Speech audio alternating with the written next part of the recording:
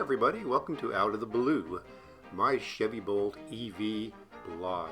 Well, here we are at my garage, opening up the garage door, and you'll see right here is my brand new Chevy Bolt EV. It's a pretty big car, wide for my garage. If you have a single car garage of an old house like I do, you might have to squeeze in. And I'm being very careful backing it out. Just barely fits through the doors. Well, the main issue for me really with this car and the width is the mirrors. These are gigantic mirrors. I think they belong on a Peterbilt. So you can see I've got only a few inches to spare on either side as I back the car out. Well, the first thing I want to mention, because I don't think it really gets enough love, and I think it's a great feature of the Bolt, is the very low threshold that it has at the doorways. You really don't have to do a lot of work to step into this car. Especially if you're a little older, I think you're really going to like this feature.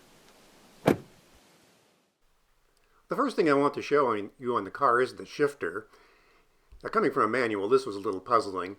You have to press the button at the top of the shifter. First, I'm releasing the parking brake and pressing the button on the side of the shifter. You see it starts out in P. One shift up and one to the left is reverse. Now you go straight down to get to the drive settings, which is a little bit odd if you're a manual driver like I am. First to D and then to L. It takes a little bit of getting used to, but I'm getting there. And you press again and that puts you back into the park setting.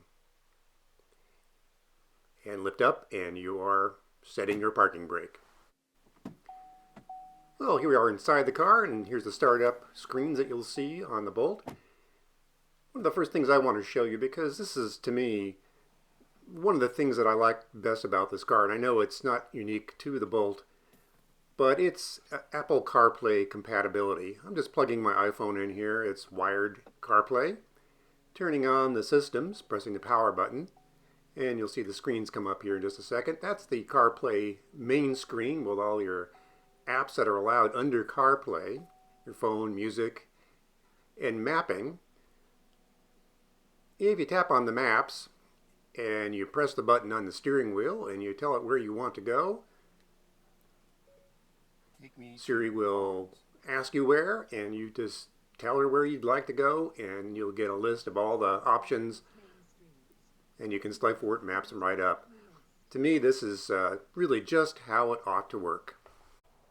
Now I'd like to show you the video rear view mirror, which you will have if you have a Premier Edition Bolt. As you can see, it's not as tall as the conventional mirror.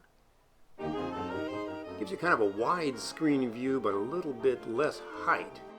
These are the rear facing cameras that you'll find above the license plate frame. And as you can see, you can switch back and forth between the conventional and the video rearview mirror. In fact, I wouldn't be able to drive the car with the placement of my video camera right now because it's what I see in the mirror when I use the conventional mirror. Now, pulling out the driveway, you'll see it is a trash day in the neighborhood, and you get to see that in glorious widescreen video.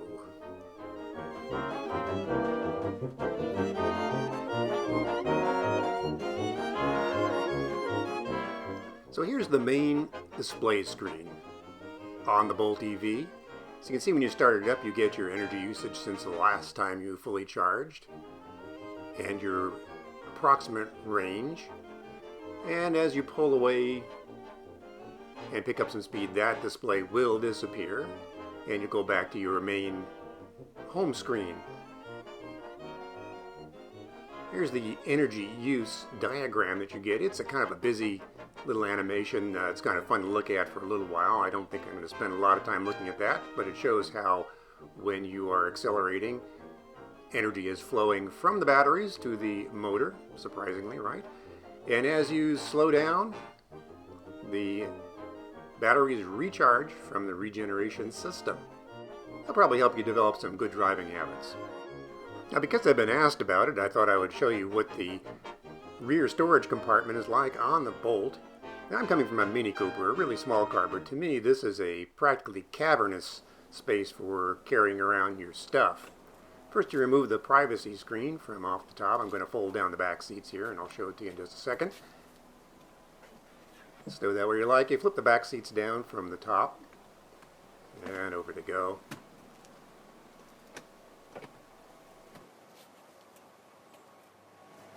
Now you flip up this panel, and you have a hidden storage compartment underneath. I believe that's standard on the Premier and an option on the LT. Correct me if I'm wrong.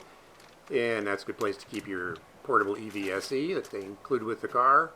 I like to carry a pair of work gloves and a nice thick blanket. Good place for those little items to hide out. And that panel slides right back in. Some of you asked me about the roof rails. I'm not a roof rail guy. This is the first car I've ever had with roof rails. They look pretty adequate for my purposes, but maybe I can let you know more about that in a future report. Thanks for watching. This is the first, and I hope not the last, of my Out of the Blue Bolt videos. Let me know what you think about it over at ChevyBoltOutOfTheBlue.blogspot.com, and let me know what you'd like to know as I continue my Bolt EV adventure.